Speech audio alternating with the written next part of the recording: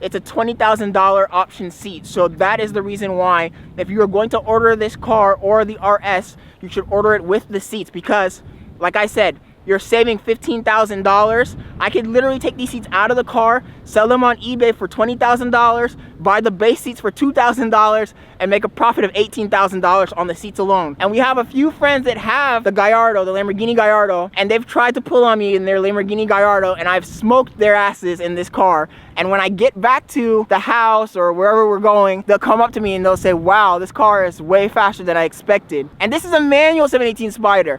The automatic 718 Spider is even faster than this car. Let's go ahead and answer the question you guys are all waiting for. Is this car still worth buying in 2024? The answer to that question is, what's up, Car Kings? It's your boy Scott Leonard, back at it again with a banger video today. First video of the year 2024, and I thought it would only be fitting if I do a 2-year anniversary review of the car. It's been a journey, and so far I have not regretted it. In this video, I just want to go over some of the basics and whether the 718 Spider is still the car to get in 2024. As you guys can probably see, I've made a few changes to the car since the last time I made this video back in 2022. For starters, this is a 2022 718 Spider, flat 6-cylinder, 2016 was the last time Porsche had the Boxster with the flat 6. In 2020, they decided to downgrade all of the Boxsters except for the Spider, the GTS, the GT4, and now the GT4 RS and the Spider RS. Keeping it honest, that was one of the reasons why I went with the 718 Spider. That was the main reason, actually. The sound of the engine, the flat 6 sounds so much better than the flat 4. In my friend group, I have somebody who has a Cayman S and he has it tuned, and the car is actually faster than the Spider. However, the sound of the car is not as pleasing as the Spider. The sound on the Spider is super pleasing. Sounds like any other 911. One of the features of this car is that this car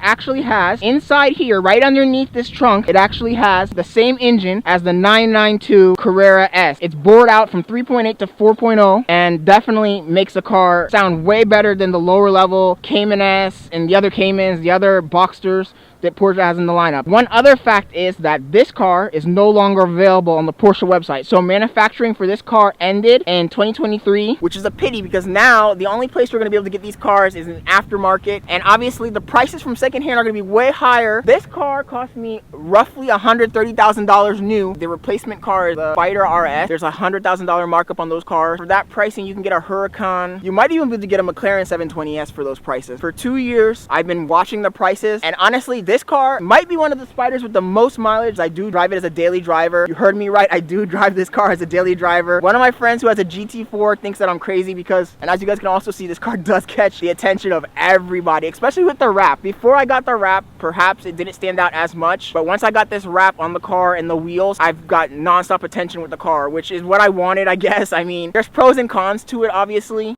Okay, so let's go over the spec. Like I said, you cannot order this car anymore, but I can still give you the options to look out for when you are purchasing this car secondhand, or if you're crazy and you want to pay the $100,000 markup on the Spider RS and the GT4 RS, then these are the options to go for. The first thing, this car has the folding mirrors because I like to parallel park in the city. I want to make sure that my car didn't get any damage by passerbyers. We got the dynamic lighting system. This is actually the highest tier dynamic lighting system. There's 2 different versions of the dynamic system. This is the plus version. The standard version has the 4 lights next to this center hub, whereas mine has the 4 lights on the outside. At night, when you turn the steering wheel, it will follow your steering wheel. I went with the steel brakes because I did plan on tracking this car, and I have tracked the car. If you guys have watched the other videos, I've tracked it several times. I went with the steel brakes because the ceramic brake cost of those getting damaged is too high if you're tracking the car, and I didn't want to risk damaging those, so I went with the steel brakes. Steel brakes, if you're going to be tracking your car and you're not a professional race car driver, I would say go with the steels. Interior of the car, we went with the Alcantara doors, Alcantara on the steering wheel. A little bit disappointed that the GT4 has the color band on the steering wheel, but the Spider doesn't have that as an option. I also went with the bucket seats. I'm going to be honest, before I got this car, and one of the main reasons this was one of my dream cars was because it has the bucket seats from the 918 Spider, and for some reason, in retrospect, it doesn't seem like a big deal to me anymore, but at the time, I was really just infatuated with the fact that this car had the seats from the 918 Spider, which is one of my favorite all-time cars. So that's one of the reasons why I went with this car, and I got the bucket seat. When you order the car from factory and you spec it with the seat, it's a $5,000 option. If you were to buy those seats on eBay or aftermarket, it's a $20,000 option seat. So that is the reason why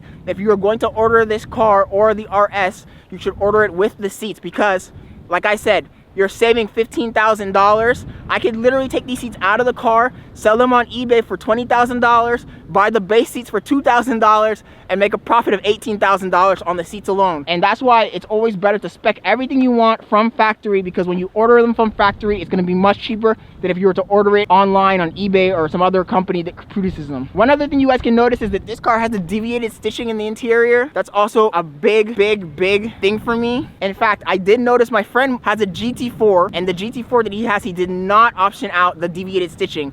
So when I looked in the car, I realized that his dash, instead of it being leather, this is a leather dash and leather panels up here on the doors. Instead of this being leather, it was actually that rough plastic you get in any normal car. I personally think that getting the deviated stitching, not only does it make the car look cool and stand out more than the base Porsches, it also gives you the leather on the doors and on the dash, which is a big plus for me. One other thing you can see in this car is that there's carbon fiber all over the interior. The center panel is all carbon fiber on the door, carbon fiber on the glove box, carbon fiber on the dash. You can get the body color inside, you can get aluminum, brushed aluminum, but in my opinion, the best look was the carbon fiber look, and that's why I optioned out the carbon fiber. Colored seat belts. If you're gonna pay that much for a car, you should at least go with the colored seat belts because it makes the car stand out much better. I think that's all of the basic options that I optioned out when I got the car. Now let's go over some of the stuff I did outside of those options. The first thing, the most obvious thing, the most glaringly obvious thing is the wrap from VI Madness Designs. Took about a month for him to come up with the design after I gave him some concept art, and the main reason I did that was for you guys here on YouTube, just to stand out more, get some more attention online. When the car was just stock yellow, I would go to car shows and I would notice that it was not getting any attention at shows, so I had to do something that stand out. So I went ahead and I got the wrap, and in addition to getting the wrap, I also got these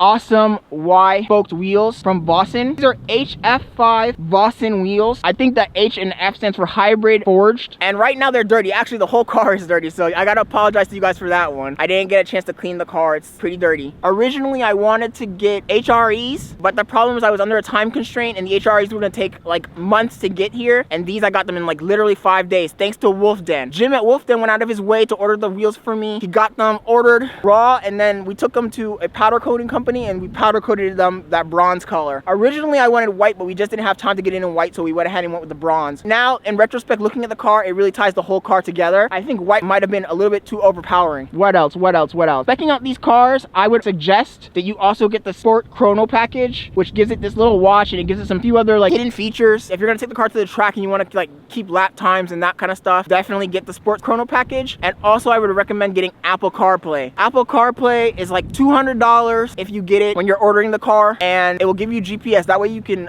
opt out of the Porsche GPS, because the Porsche GPS has a monthly fee. Apple CarPlay is obviously free. You're just using your phone. That's the main reason why I went with Apple CarPlay. If you get Apple CarPlay installed after you ordered the car and you don't order it directly from the factory, it's like a $5,000 option or something crazy like that. Like I tried to, because originally when I got the car came without the Apple CarPlay by error. So it was on my spec sheet, but they didn't install it at the time. I went to the dealership complaining about it, and when they tried to install it and give me the quote, they quoted me some crazy outrageous number, but then luckily I still had the spec sheet, so I gave them the spec sheet. I was like, no, this is supposed to be in the car from the beginning, and they were able to get me it included, obviously, in the original pricing. It took them maybe about a week to do. I didn't know this, but I guess when the car has Apple CarPlay or GPS included in it, it has different antennas and whatnot, so they had to like switch out the whole center console. My main point is that if you guys are going to order the car, make sure that you want to use GPS and you don't want to pay a monthly fee for the GPS. I would go with the Apple CarPlay.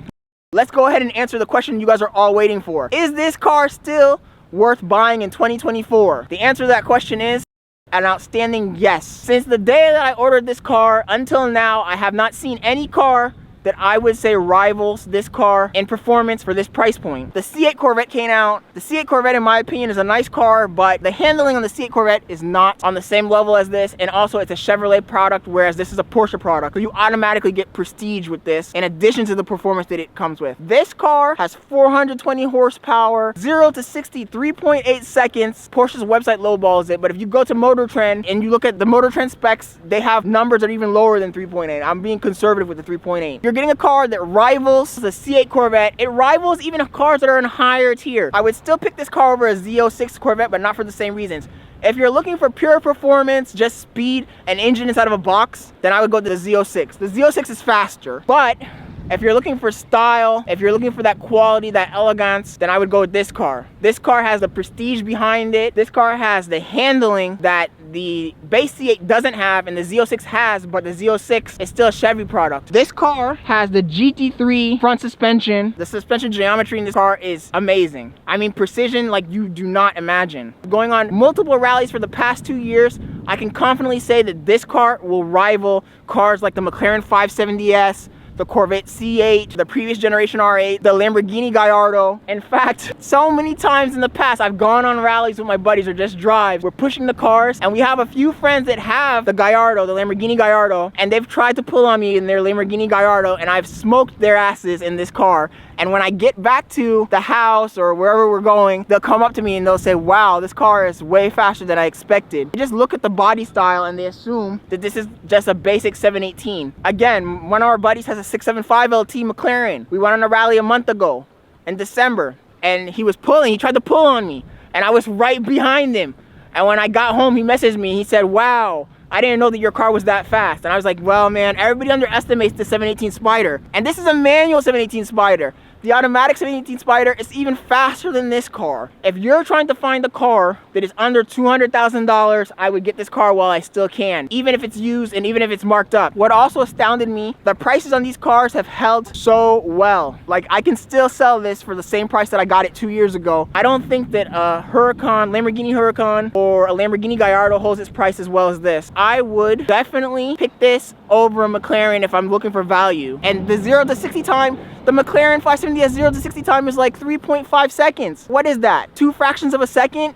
I'm not paying 100,000 extra dollars for 2 fractions of a second. You could go ahead and get the Z06 C8 for $120,000, $130,000, but it's a Corvette. It's a Chevy. It's plastic inside. This is leather. Like, the build quality in this car is so high. It doesn't compare. I would say go with this over those cars. I would definitely take this over the C8, and I would definitely take this over new over a used McLaren. Now, that being said, I am planning on trading out of this car soon, within the next 6 months, and I might go for the McLaren or the Lamborghini Huracan, but not because of performance or pricing. The only tiny caveat to this car is subtle. Without the wrap, without the wheels, without the changes I made to the car, the exhaust, this car is super subtle. I mean, people who know what it is would look at it, but it didn't get the attention a Lamborghini would get. It didn't get the attention a McLaren 570S would get.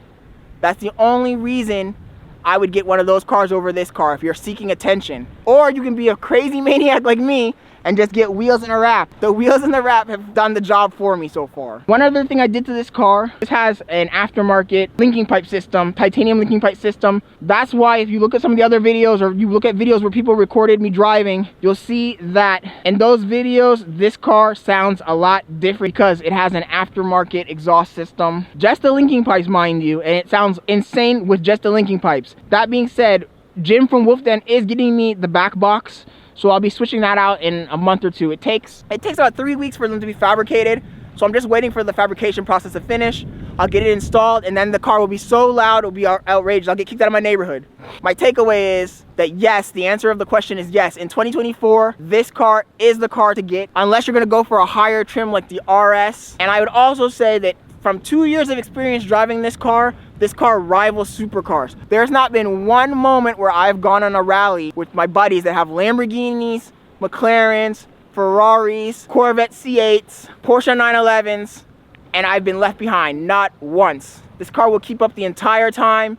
This car can roll with the big boys. And if you guys don't believe me, go look at my videos. I have videos chasing Ferraris, videos chasing Lamborghinis. The average person who gets one of these cars, they won't be able to tell the difference. Honestly, at this point, we're just talking fractions of a second. This is a stock car. If you were to tune this car, I'm sure it would do even better. Like I said, this car, the wrap and the wheels, it's definitely gonna stand out. You're gonna get tons of attention, tons of attention. But also, if you wanna be subtle, if you're like a doctor or a lawyer, you can get this car, and if you don't need to do all this, you can get it in gray.